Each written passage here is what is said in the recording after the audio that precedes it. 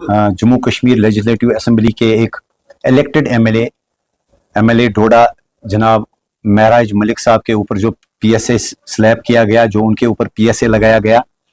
तो हम ना सिर्फ उसकी कड़े अल्फाजों में मजम्मत करते हैं, बल्कि हम सरकार को, अथॉरिटीज को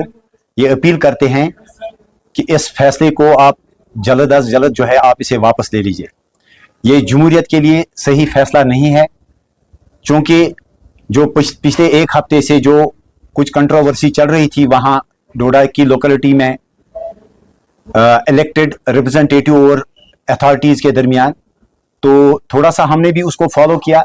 हालांकि अगर कोई भी पब्लिक रिप्रेजेंटेटिव अगर किसी कम्युनिटी को, किसी फर्द को या किसी अफसर को, अगर किसी अफसर के ऊपर या किसी कम्युनिटी के ऊपर जाती हमला करे, तो हम उसकी मजम्मत करते हैं।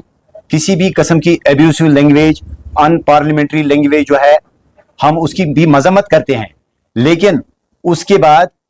अगर अथॉरिटीज ने कोई कार्रवाई करनी है तो उनको चाहिए कि वो एफआईआर के जरिए, रिपोर्ट के जरिए जो है कार्रवाई करें। इस किस्म का फैसला लेना एक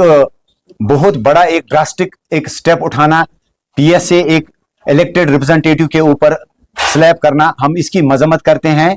और हम एलजी साहब से अपील करते हैं, गुजारिश करते हैं, डीजी साहब को गुजारिश करते हैं, ऑनरेबल चीफ मिनिस्टर साहब से हम गुजारिश करते हैं, लीडर ऑफ अपोजिशन से हम गुजारिश करते हैं, असेंबली के ऑनरेबल स्पीकर साहब से हम गुजारिश करते हैं कि ये एक संगीन मसला है। ये एक एडमिनिस्ट्रेटिव फैसला ही इस वक्त जो एडमिनिस्ट्रेशन ने लिया, ये ना सिर्फ एक एडमिनिस्ट्रेटिव फैसला है, बल्कि इसके जो है जम्मू कश्मीर की सियासत के ऊपर, जम्मू कश्मीर के लोगों का जो ट्रस्ट है, इसके ऊपर इसके काफी सारे असरात पड़ेंगे।